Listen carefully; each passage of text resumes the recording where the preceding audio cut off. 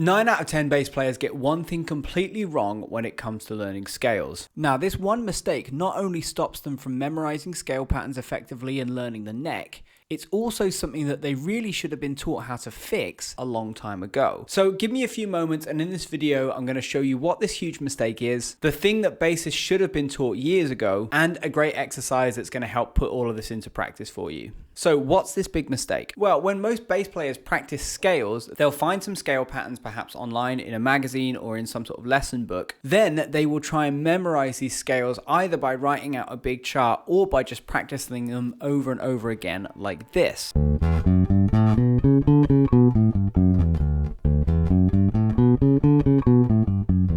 So why is this a problem? Well, it doesn't really work. Let me explain. When you're trying to memorize something new, like a scale pattern, it's really hard precisely because that thing is new to you and it doesn't mean anything yet. It's a little bit like you trying to memorize this random stream of letters on the screen. But this is essentially how a lot of bass players are trying to memorize scales. And it's no wonder when you think about it that it doesn't really work. So just using brute force and rote repetition is the huge mistake that 9 out of 10 bass players are making when they practice scales. But it does bring up a new question. If bass players shouldn't be trying to memorize scales by just repeating them over and over again, what approach should they be using instead? Well, let me demonstrate by showing you something that most bass players should have been taught years ago. So you remember this random stream of letters from earlier? How much easier are they to memorize when I rearrange them into this? Once the letters are rearranged like this, you can memorize them almost instantly because they form a coherent and meaningful sentence. This means the key to memorization isn't to just keep repeating things over and over again, it's to make them more meaningful. This little insight is what bass players should have been taught about scale practice years ago. But this brings up a new problem. If you want to remember scales better, how do you make them more meaningful? Well, here's a really quick exercise that will show you how to do exactly that. So, what's the exercise? Well, whenever I have a new student that wants to learn scales, I actually don't start off by teaching them the classic scale shapes like this. Instead, what I do is I teach them what a tone is and what a semitone is. Now, why do I do this? Let me walk you through it. So, a semitone on the bass is where you start on one note and then you move just either up or down to the next fret.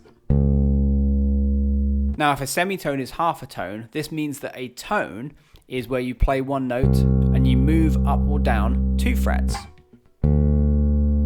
What I will then do next is I will tell my student to pick up the bass, play a note like this G on the E string, and I say, from there, move up a tone. So they play there. Then I say, from there, move up another tone. So they play that. And then I say, from there, go up a semitone, up a tone, up another tone, up a tone again, and then a semitone. And as they do that, they're often surprised to learn that they have just played a major scale.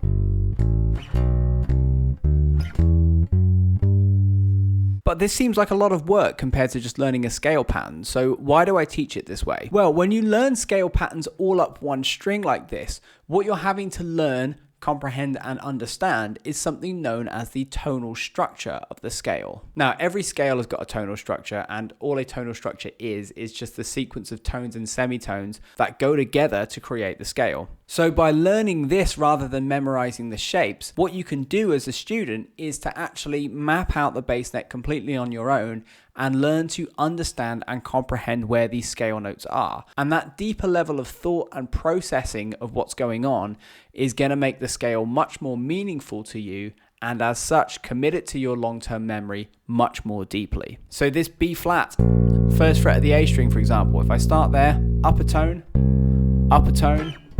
semitone, tone, tone, tone, semitone. I built the scale again. Practicing scales this way is the great exercise you need to start doing if you want to action everything that you've learned in this video. But there's a quick problem before we finish, which is how do you get from learning scales all up one string to these nice clean scale patterns like this that fit all in one position? The answer is really simple. You just use something that I like to call the 5 fret rule. This is really easy to understand. You use it most times that you tune the bass. Essentially, what it means is that if you take a note like this 8th fret of the A string, which is an F, if you go up a string to the D string and back 5 frets, you'll get the same note but in a different location on the neck.